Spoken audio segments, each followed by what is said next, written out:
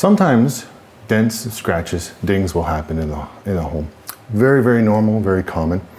One thing we wanted to try and do is help you to make sure you can get a nice, clean, seamless repair. First thing that you'll need is some filler.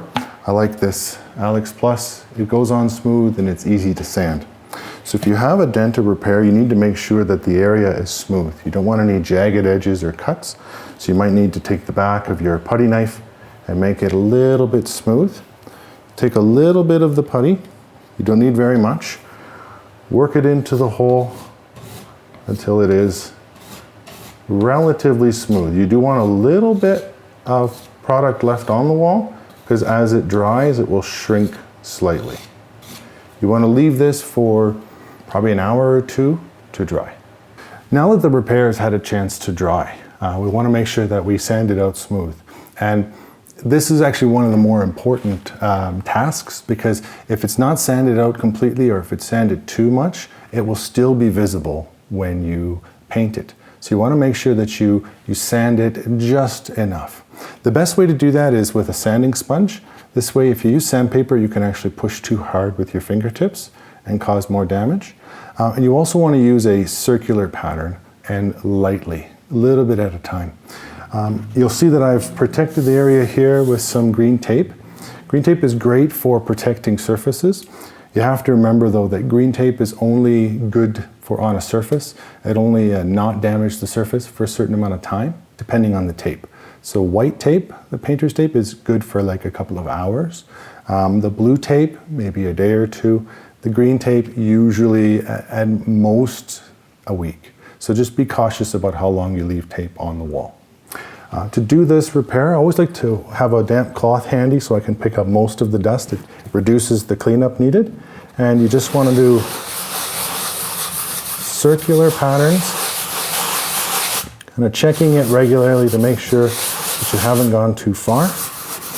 I always like to make sure as well that the edges are feathered in nicely. So take your time.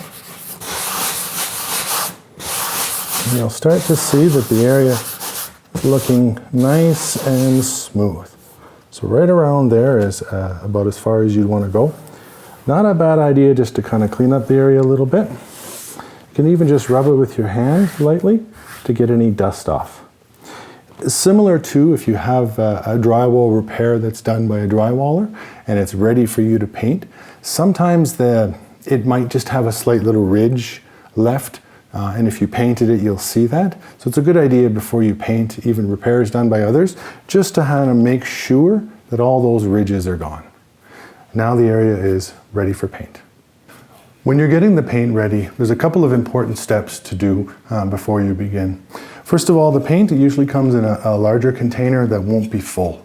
What will happen is because there's air in the top, little bits of the paint will harden on the surface and they'll become little spots. If you didn't strain them out, or if you don't stir the paint correctly, you're going to get inconsistent colors and little bits in it. So first step is stir the paint well, making sure that you get down to the bottom, because a lot of the tints will sometimes settle out to the bottom and leaving only the filler at the top. So once it's nicely stirred up, you're ready to put it in your paint container.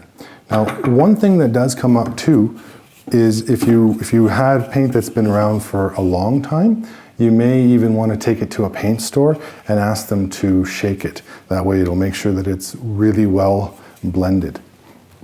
Now that you've stirred the paint, you need to strain those little bits that develop in the paint out. One resource is just a little strainer. I got this at the dollar store for $2 or $3. It's just a little colander. It's fine enough to take the bits out, but it won't take a long time to get the paint through. You can also get actual paint filters at paint suppliers, but I find these work well as well. Just going to make sure that you pour a little bit of paint, you don't need too much, through the filter.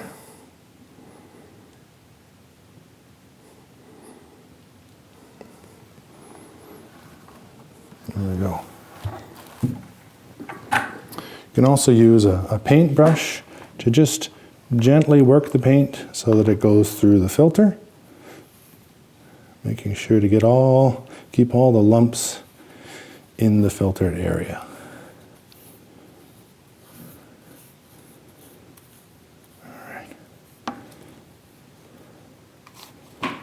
Now that that's ready, you're ready to paint. Now you see this little kit that it came with the tray and the roller. You can buy these for $4 or $5 at hardware stores. They're really handy for little repairs such as this. Obviously you're going to paint a wall, you want to use a full-size roller, but for small repairs like this, you want to make sure you can use these little ones. They're very, very useful for that. When you're going to put paint on the roller, make sure that you, first of all, kind of get any lint off the roller. You want to just kind of rub your hands over it, get the little fuzzy lint bits. If you don't, they'll show up on the wall as well. And then as you're using the roller, put some paint on all the way, and then be sure to rub it a little bit so that it's consistent on the roller. Now, this area here that we're painting is actually a highlight area. What that means is that light from this window is coming across the wall. So when you paint an area or do a repair, it will likely be visible at least for a little while. So as you paint it, don't worry if you see a little bit of a mark on it. I'll show you how to reduce that, but it's possible that you might see it for a little bit afterwards. It's something called flashing. But you can reduce that by how you paint it. So first of all, I usually paint the area here a little bit, putting a good little coat on, especially in the middle. But now you see that you have this square outline. That will likely be visible later on if you were to leave it like that.